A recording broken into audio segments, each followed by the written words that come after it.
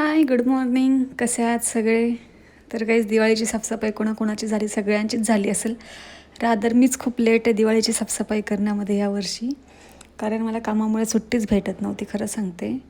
इकडनं तिकडनं आज सॅटर्डे होता, म्हटलं आज सुट्टी असेल, पण नाही. आज पण मला कामावर जायचंच होतं, पण मग आज मी जरा लेट जाणार होती 12-1 वाजेपर्यंत. मग त्याच्या पहिले जेवढं होईल तेवढं सगळं साफसफाई वगैरे करायला घेतली. त्याच्या पहिले सकाळी ते घाई असा स्वयंपाक म्हटल्यानंतर परत कंटाळा येऊन जाईल खूप जास्त. मग स्वयंपाकाची तयारी केली. स्वयंपाकात आज फक्त मी आलू पराठा बनवणार होते.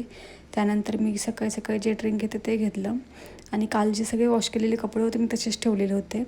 त्यांचेच इथे घड्या वगैरे घालून कपाट वगैरे व्यवस्थित आवरून ठेवत होते, कारण कपाट सध्या ना दसऱ्यापासून माझं कपाट सगळं असं वेंदळ्यासारखं झालं आहे. तोच सगळा पसारा आवरायला काढला आणि मग त्यानंतर ना जी लक्ष्मीपूजनला मला साडी वेअर करायची होती तीच इथे मी तुम्हाला दाखवत होते. मला नक्की सांगा कॉमेंट्समध्ये कशी वाटतं ते. आणि मग त्यानंतर मी सगळी भांडी वगैरे बाहेर काढलेली घासण्यासाठी, साफसफाई करण्यासाठी. मग आता छोटासा संसार आहे तुम्हाला माहिती आहे, पण शेवटी जेवढा का असे ना तेवढी साफसफाई तर करायलाच लागते ना. मग तेच आहे ते. तर मग त्यानंतर इथं मला जे रॅकवरती साहित्य टाकायचं होतं सगळं, म्हणजे जे कागद टाकते ना मी रॅकवरती तोच आहे. हा कागद खूप मस्त आहे, सगळं पाणी ॲब्झॉर्ब करून घेतो आणि पर्सनली मला खूप जास्त आवडतो भांड्यांसाठी. आणि त्यानंतर मी आलू पराठा बनवलेला, नाश्ता केला पटपट असा आणि मग कामावर जायला निघालेली. मी आंघोळ वगैरे केली, आवरायला बसले, कारण कामावर जायला खूप जास्त लेट झालेला.